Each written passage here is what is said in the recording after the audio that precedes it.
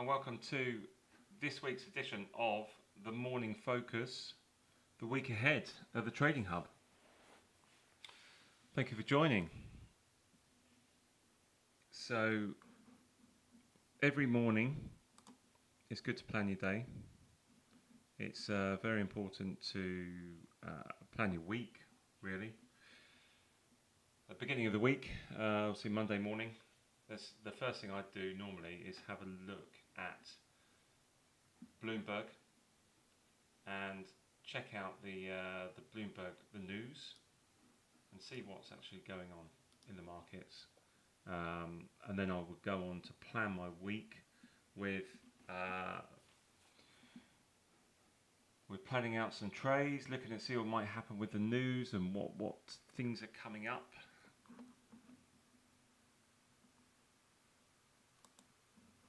Okay, so let's crack on. Okay, right. Okay, so Bloomberg is a good place to look at news. You do have to pay them, and if you want more information, you can get a free subscription, I believe. But then you can't look at too much information. I think you can look at 2 reports or something.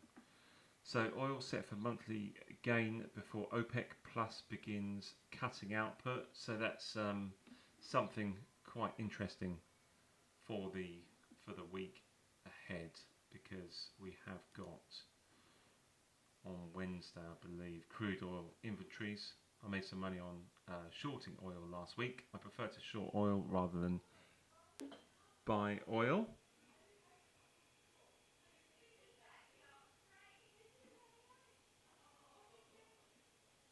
So,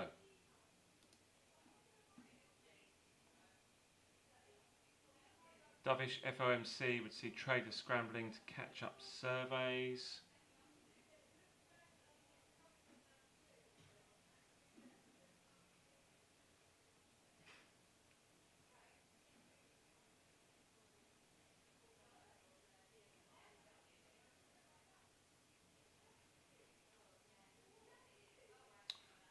Well, okay.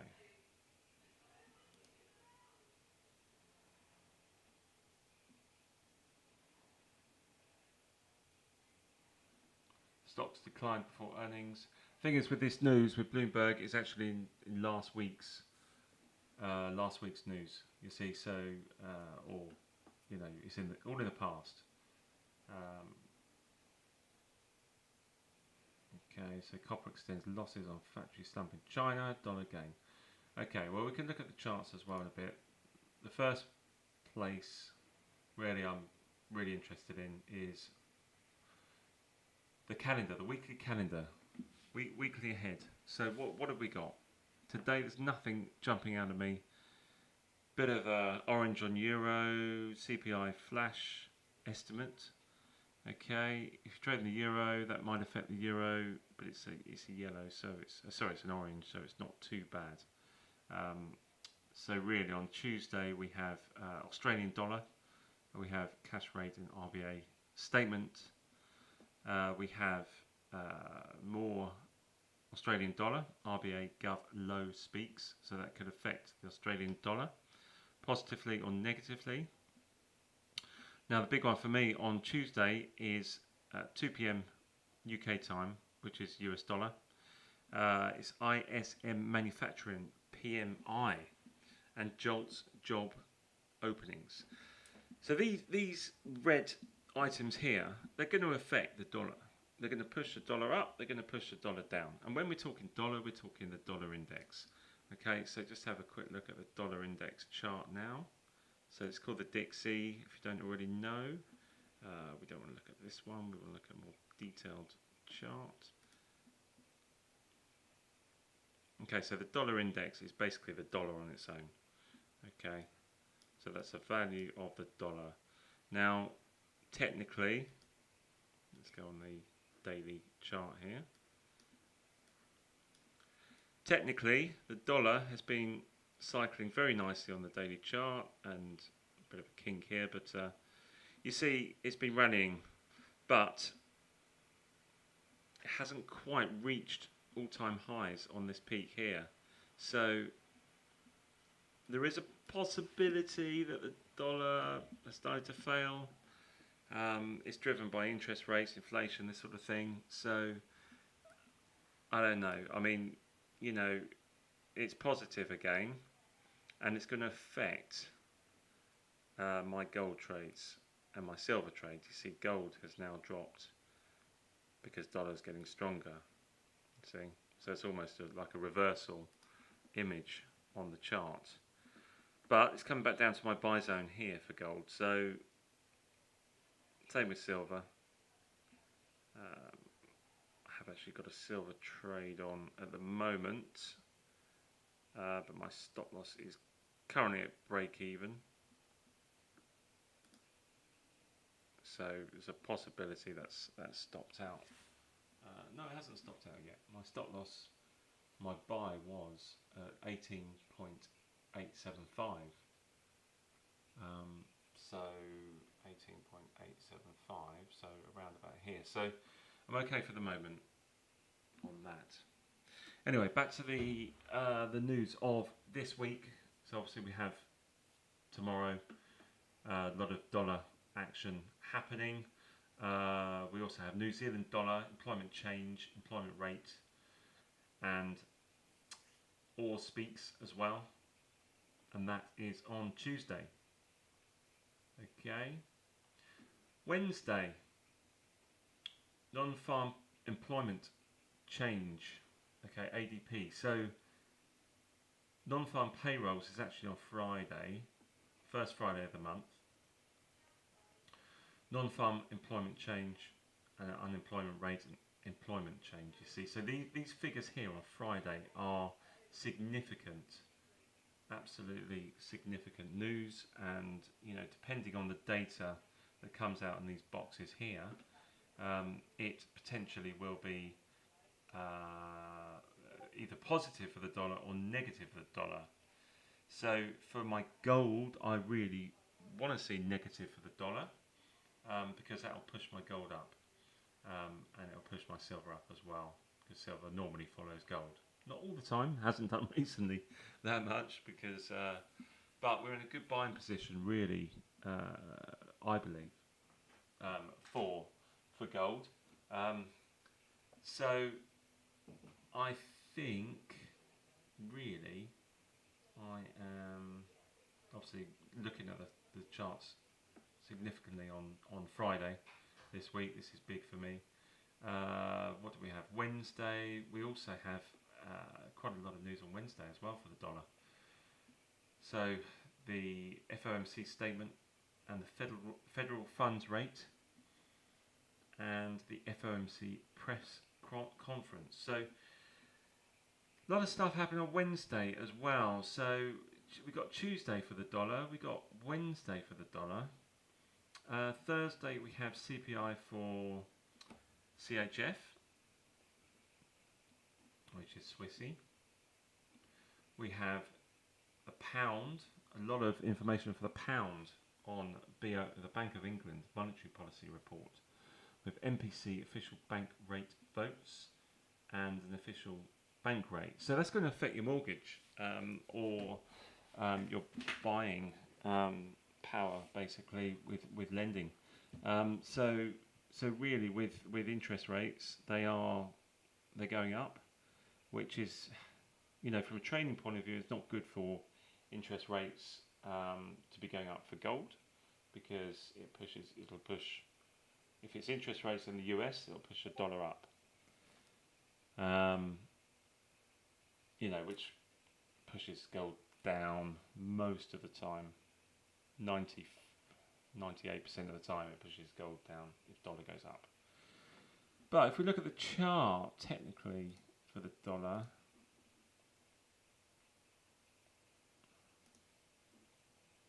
you can see that the highs have failed here. So technically we might see it, if we see another failure here, which we could, it might go up a bit higher first and then a failure and come down lower. the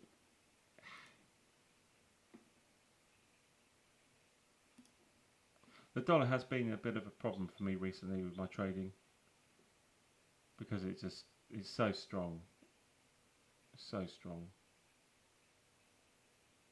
And that's great if you've got loads of dollars and you're trading back into whichever your native currency is, but you know, the dollar's very strong against a pound for me, for example, so that's good when I make profits in dollar. However, I need the dollar to sort of devalue so that the gold is increasing in value. Okay, so we'll have to wait and see what happens this week. Like I say, there is a lot going on. There is a lot going on. And with me, it's normally about the dollar because that is what I'm trading, and the dollar is the reserve currency. It's a currency that is really influencing trading globally. So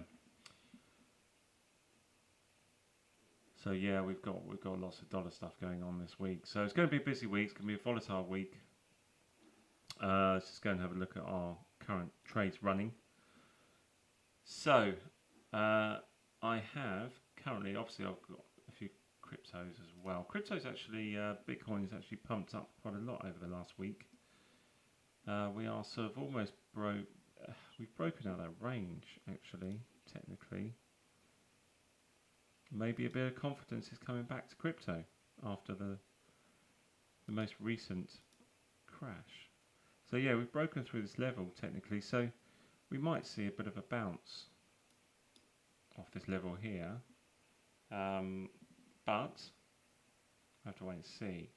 Now, the reason I'm particularly interested in this because I am quite heavily in Coinbase. So you can see that the Coinbase stock is almost identical to the Bitcoin price. So look at that. Okay, ignore that drop there. So you see it looks, just flipping between the two, it's quite similar. So what we'll possibly see now is if crypto does carry on to continue to go up, then Coinbase will also go up as well, which is what I want to see. My Coinbase stock.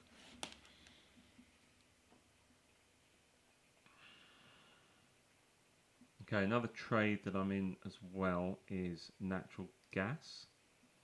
So natural gas is looking strong actually. I did a contract rollover because my broker a couple of weeks gave me a call and said contract rollover taking place on natural gas, and the price was down here. The price was then going to be, it doesn't show up on this particular broker, but the price actually went up over the weekend by $0.50, and then the plan was to short it earlier on, and then the price would then potentially retract to the original price. My trades would then be a break even, and my broker would have awarded me with a positive swap. Now the positive swap, which is the commission, they not all brokers do it. This is with capital.com on the charts at the moment. There's no gap. This gap actually is over the weekend, but there was no gap here last week. So I did this contract rollover on the Friday, and what I'm doing is waiting for the price to retract back to the original price it was before on the previous contract. Now I've done quite a few contract rollovers in the past before. Now these contract rollovers are they've been very lucrative for me in oil. So when the price of oil gaps up, you short, and then you short down to the price, and then the price carries on going, and you can short again potentially. quite worked out that way with natural gas this time round. So at some point I will be, if this loss keeps on getting bigger, then I'm actually in buy positions as well, because long term I'm bullish on natural gas, you know, and I don't really want to be shorting down here, but the contract rollover sort of made me do it. So, you know, but I'm long because, you know, obviously down here this is like a buy zone, not a sell zone. So that was an expectation of the price to retract back to that price that it was on the previous contract. So gold, yep, I'm bullish on gold. I'm always bullish on gold. Never bearish on gold. So I've never shorted gold. I just don't believe in shorting gold because it's gold. You know, it's the most interesting metal out there. And then silver is like a fast moving. It's like gold on steroids, really. It's really quick, really fast, and you know, you can do very well out of silver, because it's potentially going to follow gold, and yeah, so I'm in gold and silver. Now I'm also in Virgin Galactic Holdings. It's another one of my trades, waiting in there. Last week I shorted oil here, and I made a tidy profit by shorting oil. So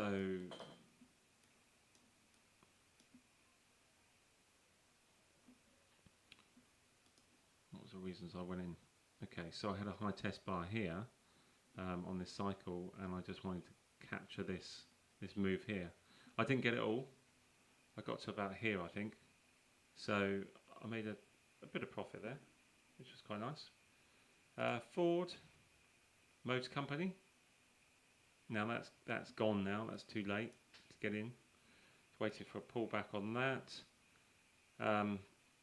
Berkshire Hathaway. Warren Buffett. Again, very high. Now the Dow Inc. Okay, this is one of my live trades at the moment, about break even at the moment. So there's still an entry point there potentially. It's still the price, if you zoom out and you look at the price of Dow Inc. This is not the Dow Jones, Dow Inc. Process industries, chemicals, specialities. So look at the price, and obviously we are pretty low in comparison to what it has been recently, the last couple of years, or the last year. So yes, it could come down lower, but I'm counting on it. My stop loss is at 44.9, and my take profit is at 49.9. So it's a one-to-one trade. I'm just waiting for that to, because it's a lower point, it's a better entry point. So they're still live at the moment. UPS. Okay, so I'll be watching UPS actually at market open. So UPS, because that's still quite low in comparison to what it has been. So it's dropped down here a little bit. Okay, so Philip Morris again. Okay, it's gone. Too late. Okay, TXN. Quite similar to Dow and UPS as well. It's a bit high. If you you know, the best thing to do is zoom out on a chart and look at where it looks. You know, if we're down here, then yeah, I'll be thinking, yeah, I like that, so I'm going to delete that. I don't like that anymore. So MasterCard, I came out of MasterCard last week on Friday, close of play with a profit. My take profit was at 332, 333 approximately. I didn't quite get there, but I decided on Friday, close of play, that I would take that profit and use my leverage for something else, because I've got enough out of it now. Because, you know, we'll have a look at this at market open later on, but it might gap down. It might actually, in fact, go up. And I could have made more profit, but who knows? It's a thing. So sometimes taking the first profit is the best port of call, the best action. PFE, it's gone already, so I was waiting for a pullback on that. That's Pfizer. Now Meta, this is another one that I found over the weekend actually. I mean, obviously Meta is Facebook, and it's the metaverse. Now the price is very, very low in comparison to what it's been. Now, I mean, last year I was all into metaverse and NFTs and everything, but these days I'm like, just waiting for a bit of traction there. It's the blockchain technology that's the interesting part of it, really, because that can be applied to businesses, and you know, it can be used for cost save, and you know, that's the most important thing, I believe, for this Web3 zone, if you like. So, but when it comes to Meta against the US dollar or the USDT, I'm going to watch this because, you know, getting in at Facebook shares early would have been a very, very, very lucrative time to get involved. So, with it being cheap, with Meta being cheap and getting cheaper, there's going to be buyers down here. There's going to be buyers. I mean, it's never been this cheap. You know, and at the moment, what's the price? $116. So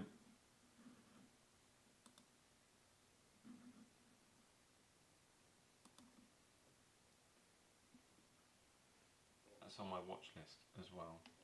I've got a few more trades as well coming up, which I have planned for this afternoon, UK time, so it'll be on the market open. But just a quick recap then, just to Amazon's another one actually. Look how low Amazon is. Broken through that level. Okay, technicals and stocks and shares, they don't really go together because it's so fundamentally driven. It's like, you know, earnings and how well the company is doing. It doesn't really matter if there's a level there, or what matters to me is price. You know, when I look at that chart and I think, okay, well, you know, okay, we're at a level, but on Amazon it's the price. And I put a thumbs up there quite a long time ago, I think, and if I said the price came down to there again, I'd seriously look at Amazon, and it's gapped. So yes, I probably will look at Amazon today as well. Amazon, okay, and that is Coinbase, so dollar index.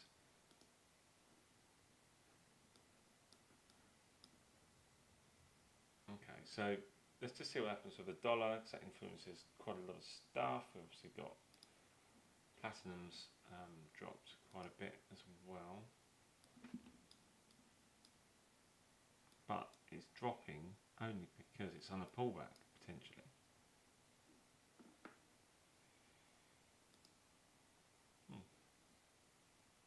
Sandbox has had a good few days, good week actually, in fact. To look at the weekly chart, a good couple of weeks. Sheep, Solana. Okay, so let's have a quick look at crypto then. Just they'll all be doing the same thing. I mean, this is Ethereum against Bitcoin. So Ethereum's obviously gone up more than Bitcoin has, because you can look at the Ethereum and Bitcoin chart. Bitcoin, okay, I mean, we looked at it earlier, it's done quite well. Same with Ethereum, same with Solana. Well, Solana hasn't caught up quite yet. Cardano, again, hasn't caught up yet. Matic, Sheep, Dot. These are all my cryptos that I believe in. Ape, I'm not sure whether I believe in Ape anymore. I've sold all my Ape anyway. Now Sandbox is, you know, if we're talking about Meta, Sandbox is very very similar. Litecoin, because it's just Litecoin. Ethereum Pound, okay. So, and I mean Lunar Classic, I mean, you know, it's worth having a bit of Lunar Classic just in case, but you never know. Okay, and that concludes today's morning focus. Thank you for joining my session today. These trades will be valid. I'll be back on live at 2:30 UK time, or whenever the market open. Actually, let's have a quick look. US Eastern.